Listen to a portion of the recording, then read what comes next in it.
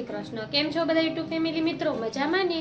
મજામાં જશો તો આજે હું તમારી સમક્ષ લઈને આવી છું। આપણે કેરીની સિઝન હવે ઓલરેડી આવી ગઈ છે, તો આપણે કાચી કેરીની ચટણી કઈ રીતે બનાવીને તે એકદમ ઝડપથી બની જાય તેવી તમે દાંત વગરના પણ ખાઈ શકો। તો ચાલો આપણે પહેલા રેસીપી જોઈ લઈએ।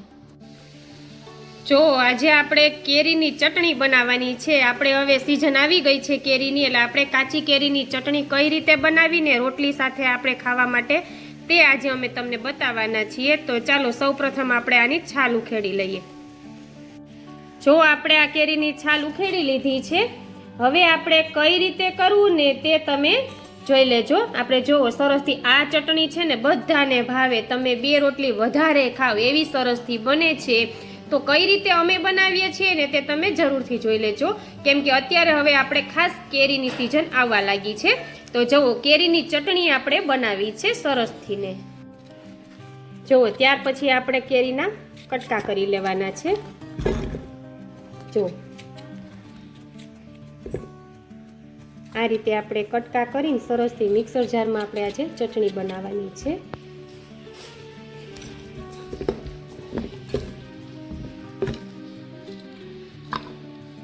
જો આપણે આ રીતે આપણે અત્યારે એક કેરીની ચટણી બનાવીએ છીએ, કેમ કે કેરીની સાઈઝ મોટી છે।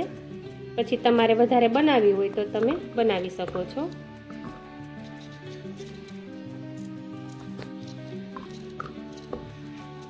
આ રીતે આપણે કટકા કરી લઈએ, કેમ કે કેરી વસ્તુ એવી જ છે, પાકેલી ભાવે ને કાચી ભાવે, એટલે એની ગમે એ રેસીપી હોય ને એટલે બધાને ભાવતી જ હોય છે।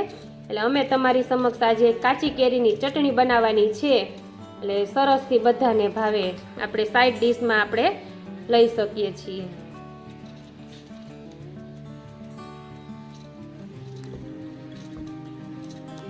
અને તેમાં આપણે નિમક અને લાલ મરચું પાવડર ઉમેરીને સરસથી આપણે મિક્સર જારમાં ક્રશ કરી શકીએ છીએ। જો કોઈને કેરી ભાવતી હોય ને અત્યારે તો ઉંમર થાય એટલે દાંત વયા જાય છે બધાને, એટલે દાંત કેરી ખાવાનું મન થાય અને કોઈને જો દાંત ન હોય તો આ રીતે ચટણી કરીને તમે ખાવ ને તો પણ બધાને ભાવે છે, ખાઈ શકે। આ રીતે પછી આપણે મિક્સર જાર લઈ લીધું છે ને એમાં આપણે પછી ઉમેરી દઈશું અને પછી આપણે મિક્સરમાં ક્રશ કરી લઈશું। જો હવે આપણે મિક્સર જારમાં એડ કરી દીધું, ત્યાર પછી આપણે એમાં નિમક એડ કરીશું,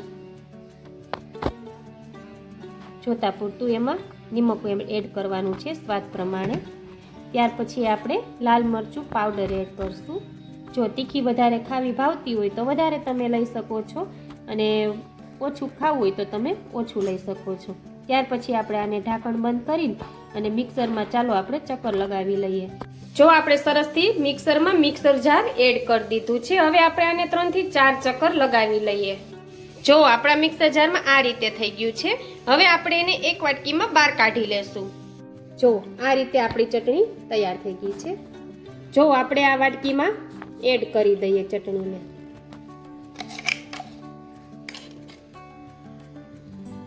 જો સરસથી આપણે આ ચટણી છે ને કોઈને કટકી ન ખાવી હોય, આપણે કેરીની કટકી તો અત્યારે સિઝન આવશે એટલે બધા ખાશું, પણ આ રીતે ચટણી પણ એની ખાઈ શકીએ છીએ। જો સરસથી બને છે, જો કેવી સરસ બની ગઈ। આ રીતે આપણે આજે ચટણીની રેસીપી બતાવી છે તમને। તો જોઈ લ્યો આપણે એકદમ સરસથી કેરીની ચટણી તૈયાર કરી લીધી છે। તમે જોઈ છે આપણે કઈ રીતે બનાવી છે, તે એકદમ સરસથી મિનિટ 4માં કે 5માં બની જાય છે। આ રીતે બનાવશો ને તો બધાને ભાવશે। કટકી કરીને આપણે એમાં લાલ મરચું પાવડર અને બસ નિમક જ ઉમેરવાનું છે, બધાને ભાવશે। અમે તમને આવી નવી નવી ચટણી બનાવવા માટે તમને વિડીયામાં શેર કરજો અને મારી ચેનલને સબસ્ક્રાઈબ કરી દેજો, કેમ કે અમે રોજે નવું નવું આવું બનાવશું અને તમને બધાને બતાવશું।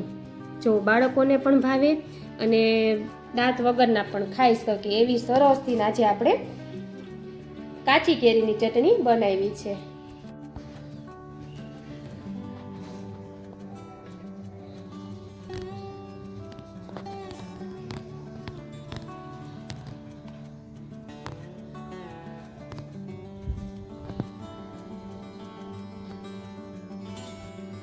તો તમે જોઈ લીધી ને આપણે કાચી કેરીની ચટણી કઈ રીતે બનાવી છે તે એકદમ સરસથી આપણે રોટલી સાથે શેર કરી શકીએ તેવી. આપણે કાચી કેરીને પેલા છાલ ઉખેડીને એને મિક્સર જારમાં આપણે બસ ઓનલી ચટણી મીઠું જ નાખવાનું છે.